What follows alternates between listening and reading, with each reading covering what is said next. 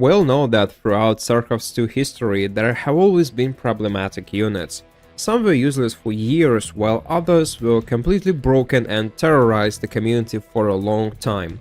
Many of the units introduced in Legacy of the Void didn't have the same extreme issues as their predecessors from earlier expansions, but at the same time, I feel like Legacy of the Void was the moment when Blizzard's developers and designers started running into a creative crisis. And today, I want to talk about one of the worst offenders, the Disruptor. Even from the moment this unit was announced, I never understood why it was added into this game. Blizzard always had a clear design philosophy when it came to balance and unit roles. A unit's purpose should not overlap too much with others, and it should never be too versatile. It needs clear weaknesses and direct counters. And while that second part usually held true, the first one is a bit questionable. With almost every other unit, it's easy to understand its role on the battlefield. In that sense, Wings of Liberty was almost perfect. Not necessarily in terms of balance, but in how clean and distinct the unit compositions were. With each new expansion though, Blizzard tried to fix certain race-specific problems. Take Terran, for example. Pushing with siege tanks was always risky. A skilled Zerg or Protoss could easily catch a line of tanks unsieged and wipe them out. To solve that, Blizzard added Widow Mines. They serve a similar role to the tanks. They are great against swarms of cheap units, but they come out earlier and are way cheaper. So yes, they overlap in function, but their timing, cost and tactical use are very much different. Or look at Zerg. They've got both Broodlords and Lurkers, both siege units. At first glance, they look like they fill the same role, and that's true in theory, but each appears at a different timing, fits into a different playstyle and counters different types of units. Broodlords are perfect against expensive Immortals and Archons, while Lurkers not so much. But the real value of Lurkers is that they open up Hydralisk-based play across all matchups. In fact, in ZVT we have even seen unique Lurker-based playstyles emerge over the last couple of years thanks to Serral and Raynor, and it's also a very common unit now in ZVZ. In past, many Zerg players just used to play with Roaches, they would sometimes add some Infestors to the late game, but mostly they never really liked Hydras, and now it's absolutely a different story. Now every ZVZ late game you will see a lot of Hydras, Lurkers, Vipers, and this is just a very common thing now. So one unit created entire new strategies across multiple matchups. And the main reason Zerg got them in the first place was so that they could siege earlier than with the Broodlords. Now compare that to Disruptor. Here things get a bit tricky. Technically, it's another splash damage unit. It's meant to punish tier 1 and tier 2 armies across all 3 matchups, but it has always felt strange to me. Unlike the earlier examples, Disruptor doesn't actually come at a different timing. It requires Robo Bay, and this is the exact same tech path as the Colossus, except without having an extra upgrade.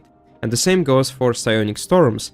In the current meta, Protoss basically always have access to this high DPS splash damage early enough because they have this Nexus energy recharge, and then you've got the Archon. That's not exactly the same type of a unit, but still does some AoE damage, but it also serves as a tank, but still counters tier 1 units, so pretty much the same role. So what happens is that Protoss ends up with 4 different units, all competing for essentially the same role. And that brings us to the first problem with Disruptor. Unlike almost every other new unit in this game, it basically does the exact same job as the Colossus and High Templar, but somehow both better and worse at the same time. It's a real Schrödinger's unit. Sometimes one lucky Disruptor shot can win you the game instantly. Protoss is gonna have to defend the attack. Oh my god! Oh! Other times, even 4 or 5 of them do absolutely nothing, especially if they are caught out of position or the opponent just has perfect splits.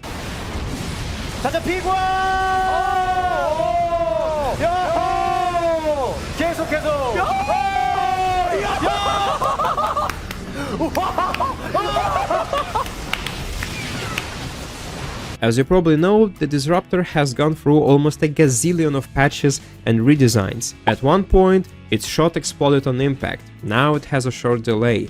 Its stats have constantly been reworked. Cost, damage, HP, model size, cooldown, just every single part of it. And alongside Cyclone, it probably holds the record for most balanced changes. And yet, even after all of that, the unit still drives players crazy. The second big problem is its random nature. Every shot is basically a sort of a gamble, and that mechanic clashes with one of the core appeals of StarCraft 2, the lack of random. People love StarCraft 2 because units have clear, limited potential and their effectiveness on the battlefield is predictable. Every powerful unit has a well-defined counter. For example, Ghosts can be feedbacked and Colossi can be shut down by Vikings, and so on. With Disruptors though, the only real counter is attacking from multiple angles and have an insanely chaotic micro, which is often not possible for anyone outside of Masters or Grandmaster League. But the most frustrating thing about the Disruptor is how brutally it punishes a single mistake. No other unit in this game should be able to wipe out 20 or 30 supply in one shot just because a player looked away for half a second, and actually no other unit can do that. Sure, Side Storms do a lot of damage, but you at least have time to react and dodge, and even if you lose some units, that's still fine. And that's one of the reasons why so many people hate Protoss as a race. Disruptor is just a bad game design, unfun for both players. People often compare Disruptor to River from Brood War, since both deal massive splash damage that can be really hard to dodge, but there are two key differences. First, StarCraft 2 has always been more about macro than Brood War, maybe not always, but at the very least for the last 10 years, and that's a lot of time, right? Armies are bigger, games almost always hit 3 bases or naturally even more, and fights rarely happen with small skirmishes. Brood War, on the other hand, often centered on smaller armies where micro was the focus. Second, Brood War's mechanics naturally balanced Rivers, and also other units, by making them extremely difficult to use. The Rivers themselves were slow, fragile, and absolutely needed a shuttle for transport, which meant even more micro. And the game engine is just really difficult to work around with. Units just behave sometimes very strangely, and this is a challenge in itself.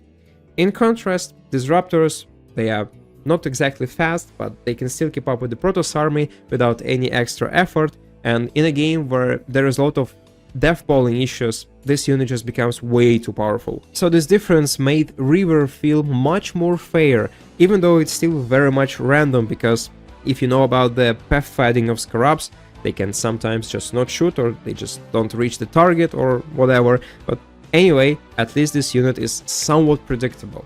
And on top of that, Scarabs actually cost 15 minerals each, so if you dodged one, you were rewarded for your skill, at least, somehow.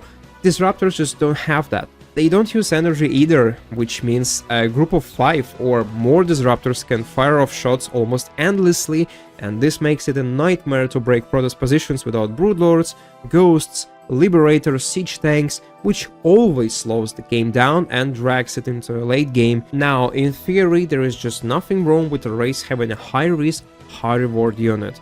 That kind of design is exciting to watch, but the problem is when that unit becomes a core part of the army. In TvP and sometimes even PvP, it's really hard for Protoss to play without Disruptors, and that should not be the case. It's just annoying for the opponent. It's also awkward for Protoss themselves. They are juggling Storms, Colossi, sometimes Sentries, Blink Stalkers, and now also Disruptors all at once. That's just too much to handle. Instead of being a comeback tool with flashy potential, the Disruptor has basically become a central piece of the army, just with way more randomness baked in it. That is why, in my opinion, Disruptor is a design mistake. This unit probably shouldn't exist at all. A more stable replacement, like a modern take on Reaver, would have been so much better. There is just no fun in losing a game instantly to 1 or 2 big shots, but at the same time there's also no satisfaction in building Disruptors only to have them sniped or miss everything. Maybe I sound too conservative here, but StarCraft 2 has never been about randomness, critical hits, or any kind of a dice roll mechanic. It has always been about carefully crafted strategies and precise tactical execution, and Disruptor just doesn't fit well into that philosophy. Maybe the answer would be to give it energy costs but still keep the cooldown, or maybe even a resource cost per shot, but this is a big tricky problem because you need to keep in mind that without Disruptors, modern TvP is really difficult for Protoss race. So honestly, I would much rather see River back in its place instead of Disruptor. So what do you guys think? How would you change the Disruptor, or are you fine with it as it is? Thank you for watching, have a nice day and see you next time.